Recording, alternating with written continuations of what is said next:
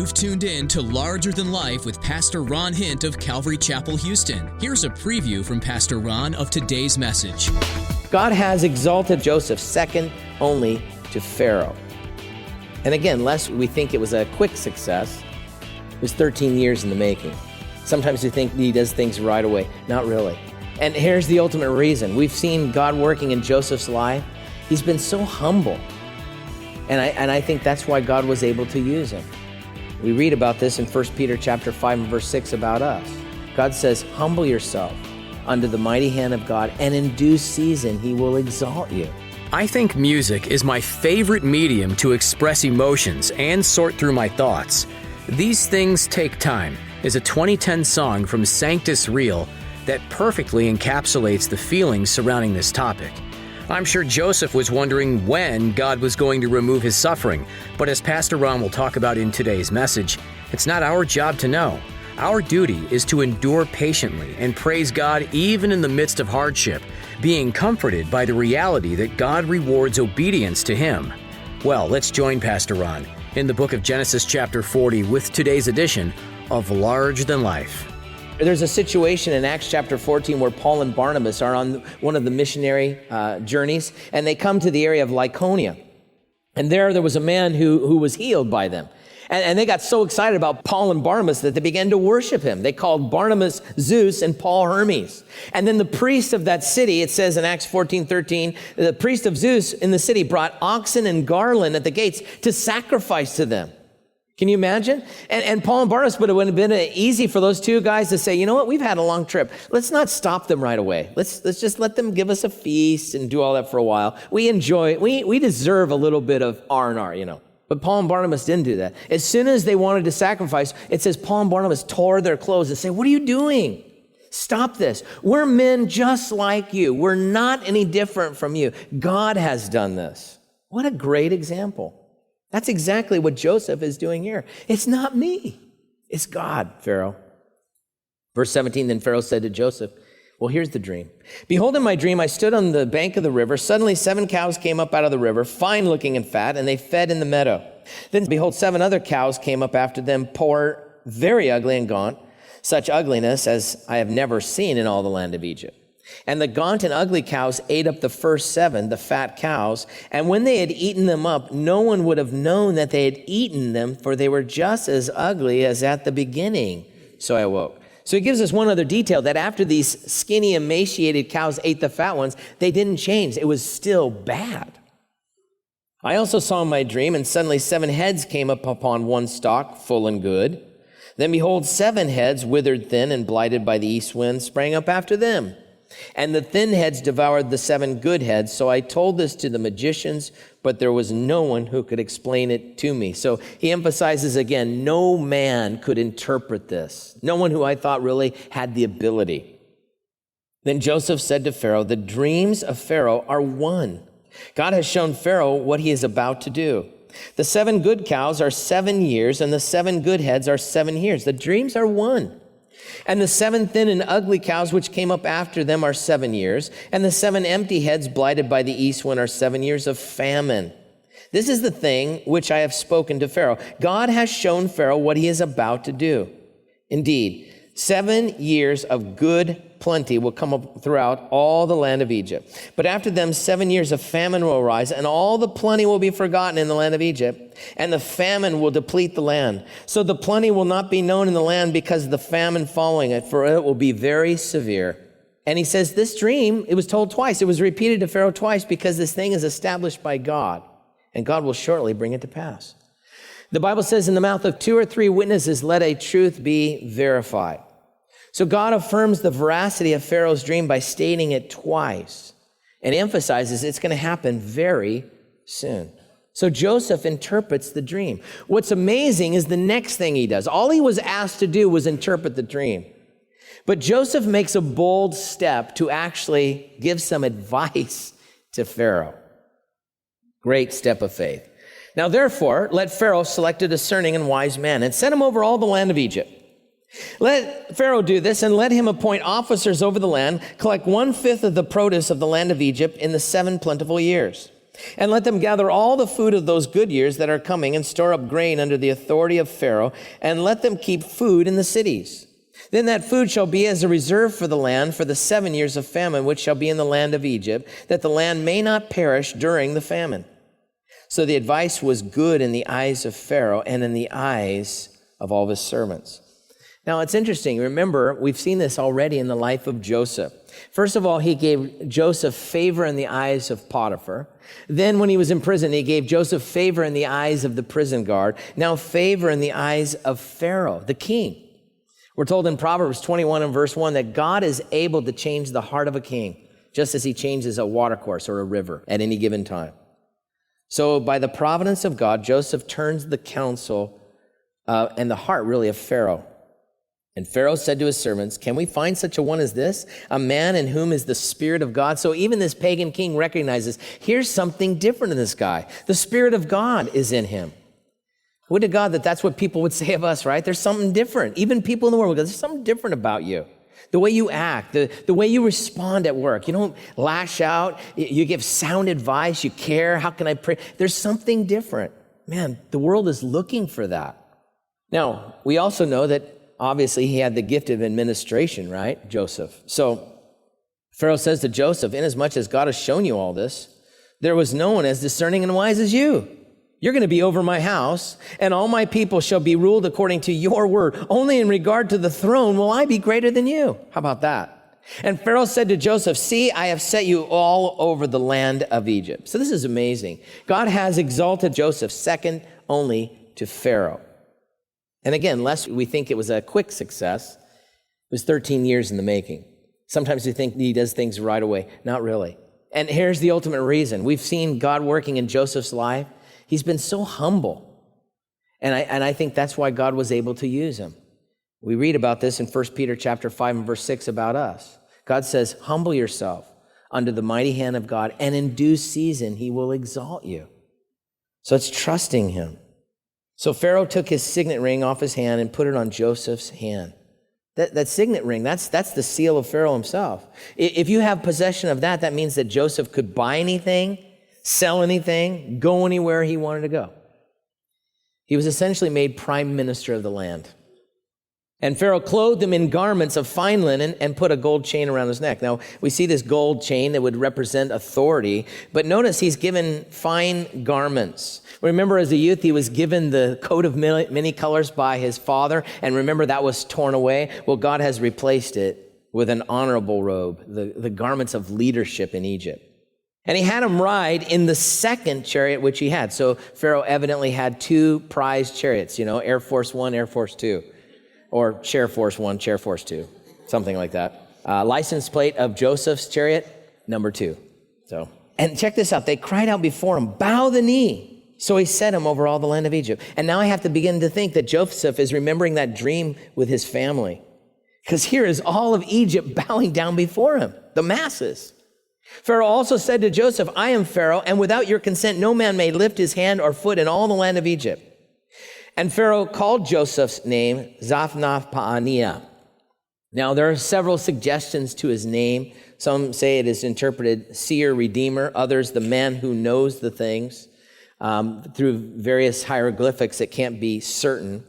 We do know that obviously Pharaoh renamed him according to the work that God had done through him. God had given him vision to see and understand the dream. So he's got a lot. He's been given a ring, a robe, a gold chain, a chariot, a new name. He also gets a new wife. At the end of verse 45, he gave him as wife Asenath, the daughter of Potiphar, the priest of On. So Joseph went out of all the land of Egypt. Notice the priest of On. We know that the priest in Egypt actually lived separate from the other people. The Greeks named the city Hierapolis. You can see the ruins today. And the priests there would live together. They worshiped, of course, the many gods, ultimately the god Ra, which was the sun god. And archaeologists tell us that the chief priest title would always be the greatest of seers. That's what the interpretation of his name would mean. So Joseph was actually seen by Pharaoh as the greatest seer of all. So he was given the daughter of the high priest of On. So think about this. He was given a Gentile bride, which, by the way, is a type of Christ. And we're going to see a lot of types in regard to Jesus Christ through Joseph, because we know that Jesus has a Gentile bride as well. It's called us, the church. And then we see another one, verse 46. Joseph was 30 years old when he stood before Pharaoh, king of Egypt. And Joseph went out from the presence of Pharaoh and went throughout all the land of Egypt. And we know that Jesus himself began his earthly ministry at the age of 30.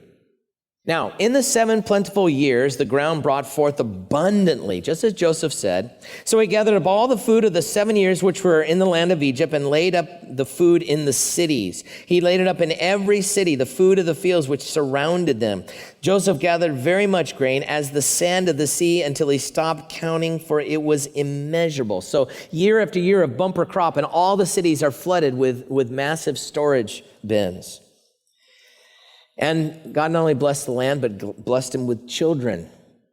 To Joseph were born 2 sons during this time, before the years of famine came, whom Asenath, the daughter of Potiphar, priest of On, bore to him. Joseph called the name of the firstborn Manasseh, for the Lord had made me forget all my toil in all my father's house. And the name of the second he called Ephraim, for God has caused me to be fruitful in the land of my affliction. Now we notice the 2 names. We have, Manasseh and Ephraim. These would become 2 of the very tribes of Israel to this day. But several other things we need to point out. First of all, notice he gives his sons Hebrew names. In other words, though he is in a foreign land and married to a Gentile wife, he did not forget the faith of his fathers. He gives his sons Hebrew names.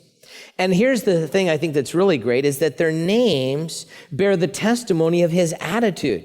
Because we're told here, Manasseh, well, the name Manasseh means forgetful, and the name Ephraim means fruitful. So Joseph was forgetful about all the hurtful things, the pain that has happened to his life, and he was thankful for the fruitfulness in this now good season in his life. By the way, he could only experience the latter because of the former, right? He could only experience the joy and fruitfulness because he was able to forget the past. That's such a good example for us. Too many people, even Christians, get so hung up in the past that they never enjoy the present. And they're not even prepared for the future, because all they can do is think about the past, the things that have been done to them. Or the things they're captivated in the past because they won't forgive other people. Or the trials and the difficulty. You have no idea what I've gone through and I've been through this. Well, hey, Joseph went through all that, but he didn't allow his past to keep him back. He put the past behind. In fact, here, listen, just so you know, as a Christian, Paul gives us the great solution. If you want joy now, right now, and peace right now, and for the future, here's what Paul tells us to do. And keep in mind, Paul was a terrorist. Paul, in his day, was what we would think of a terrorist today. That was Paul in ancient times. He killed Christians. He went into Christians' homes, drugged them out of the home, had them murdered. That's what he did for a living before he was saved. And here's what he says in Philippians 3:13. I forget those things which are behind, and I reach forward to those things that are ahead. I press towards the goal of the prize of the upward call in Christ Jesus. So the past is the past. God has forgiven me, and now I move on. So Joseph names his 2 sons forgetful and fruitful. Verse 53, then the 7 years of plenty which were in the land of Egypt, they ended. And the 7 years of famine began to come, as Joseph had said. The famine was in all the lands, but in all the land of Egypt there was bread. So when all the land of Egypt was famished, the people cried to Pharaoh for bread. Then Pharaoh said to the Egyptians, go to Joseph. Whatever he says, do you do? The famine was over all the face of the earth, and Joseph opened all the storehouses and sold to the Egyptians, and the famine became severe in the land of Egypt. So all countries, check it out, came to Joseph in Egypt to buy grain because the famine was severe in all the land. So that's not just in the south in Egypt. That would include Canaan to the north, where Joseph's family is. And so now we begin to see things fall into place, right? That God had raised Joseph up and sent him down to Egypt ahead of time in order to preserve his family, the Jewish line, and ultimately the means for a coming Messiah. By the way, here we even see another type of Christ, right? God sent Joseph to Egypt to provide bread for the world. God sent Jesus into the world to be the bread of life. And now we come to the final chapter. We want to look at chapter 42. When Jacob, so now we're back up north to the land of Canaan. When Jacob saw there was grain in Egypt, Jacob said to his sons, why do you look at one another? He mentioned Egypt, and the brothers are like, do you remember Egypt? Yeah, they sold their brother there to slavery. Stop looking at yourselves. Indeed, I've heard that there's grain in Egypt. Go down to the place, buy it for us there, that we may live and not die. So Joseph's 10 brothers went down to buy grain in Egypt. But Jacob did not send Joseph's brother, Benjamin, that's the youngest one, with his brothers. For he said, lest some calamity fall upon him. Joseph and Benjamin, the two youngest of Jacob's favorite wife, Rachel, right? He's already, in his mind, lost Joseph. He's not going to lose Benjamin. He favored him, another problem. And so the sons of Israel went to buy grain among those who journeyed, for the famine was in the land of Canaan. Now Joseph was governor over all the land, and it was he who sold to all the people of the land. And Joseph's brother came and bowed down before him with their faces to the earth. Talk about a divine moment. Remember the dream. Joseph saw his brothers and recognized them, but he acted as a stranger to them and spoke roughly to them.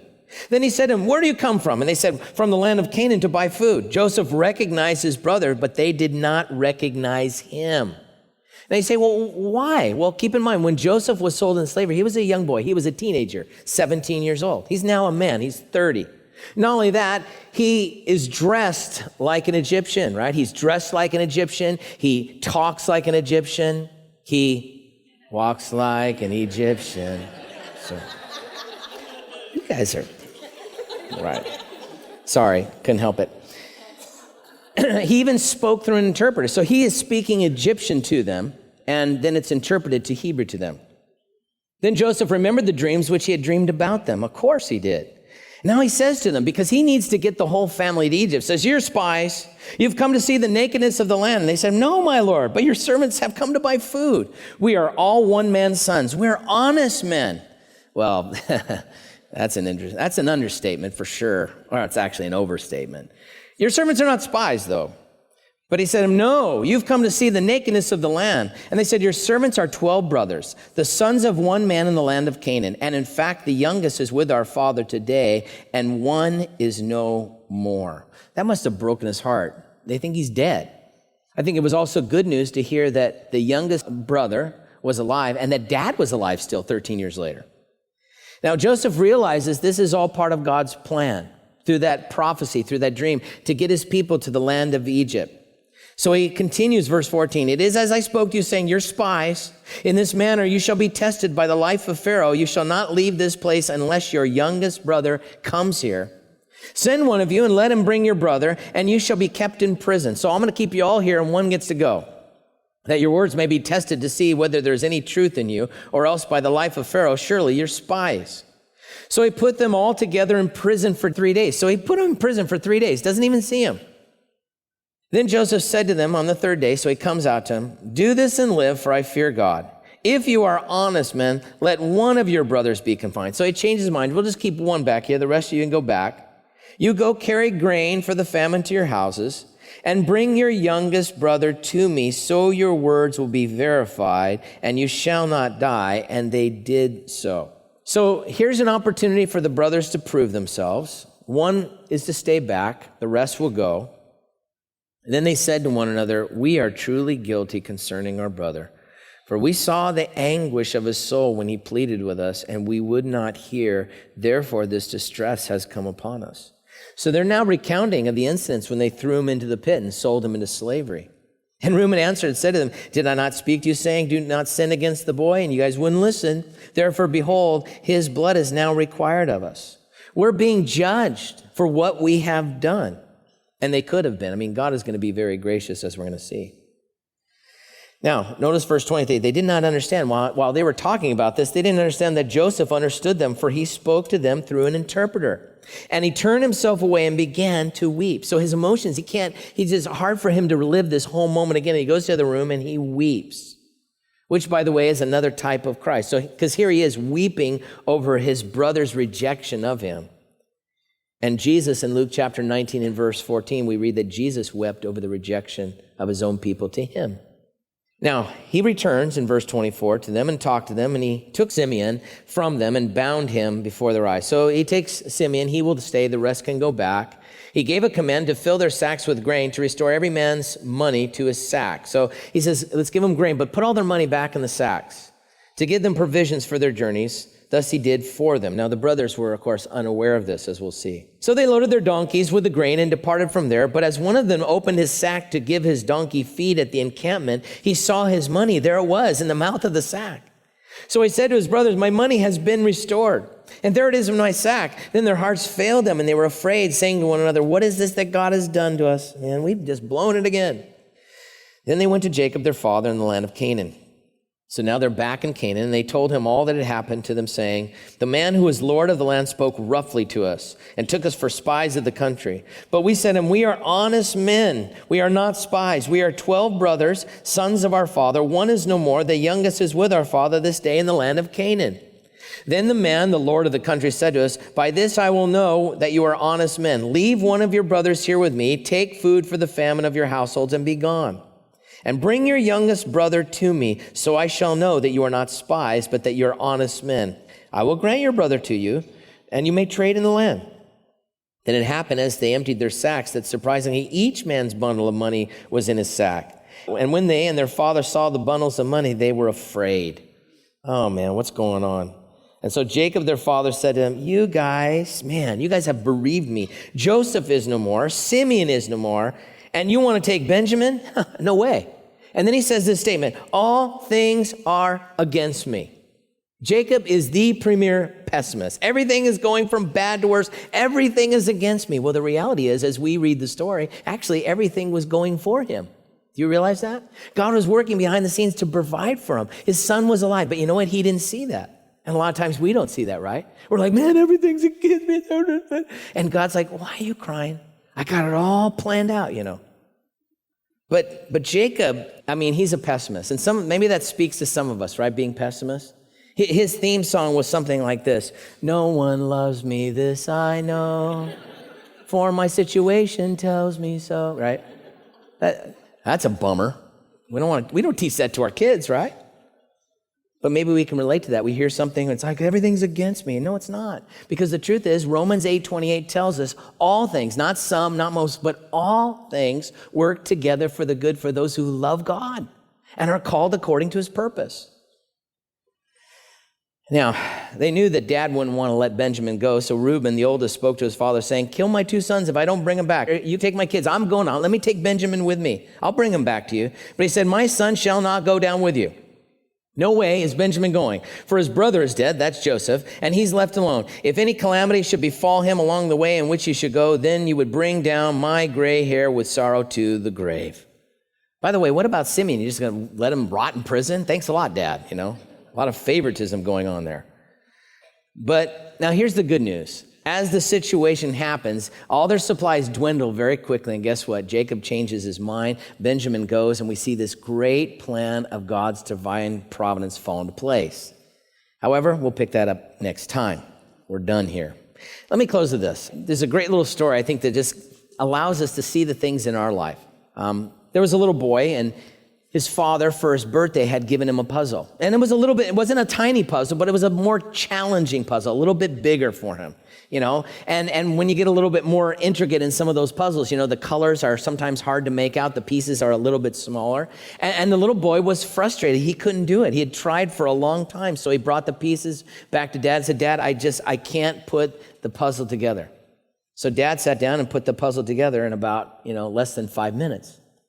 And the young son said, Dad, how were you able to do that? He says, well, because I saw the final result. He said, son, all you got to do is look at the box. There's the picture. And when you see the full picture ahead of time, it helps you to understand where the pieces go. I think for the most part in this life, we only see pieces. In fact, 1 Corinthians chapter 13 tells us that. We see now in this life through a glass dimly. Everything's not clear. But when we get to heaven, then we'll see Jesus face to face and everything will make sense. But until that final time with him, we don't always understand why these hurts, why these pains, why these difficulties. But God sees the finished product. Our Father is working out a good plan for us. So what we need to do at these times is to trust him. To trust that he has a good plan. He has a good purpose. And he will accomplish that, his will, his way. Amen. You've been listening to Larger Than Life with Pastor Ron Hint. As Pastor Ron continues to teach through the book of Genesis, we see that the human race has always had a struggle with temptation and sin. One of the consequences of having free will is that we have the ability to make choices that hurt us in the long run. But we also see examples of God's mercy being poured out on humanity and Him laying the foundations that will provide a gift of salvation for all who call on His name. First, it's Noah. Then, it's Abraham. Then, it's Isaac and Jacob. God selects people out of the masses to build His kingdom, and He is still doing that today. Perhaps He's using you and future generations in a particular way too. Keep tuning in to Larger Than Life as Pastor Ron discusses these things. If you'd like to learn more about us, visit our website at ltlradio.org. There, you notice a link to our teaching archive, or you can also access our podcast feed, so you can get new episodes of Larger Than Life right on your smart device. You can find our mobile app by searching for the Calvary Houston app in your device's app store. If you're near Houston, we invite you to experience in-person worship and Bible study at one of our weekly services. We meet Sunday mornings at 9 and 11 a.m. and Wednesday nights at 7 p.m. Click Visit Calvary Houston on our website. Thanks for joining us today on Larger Than Life.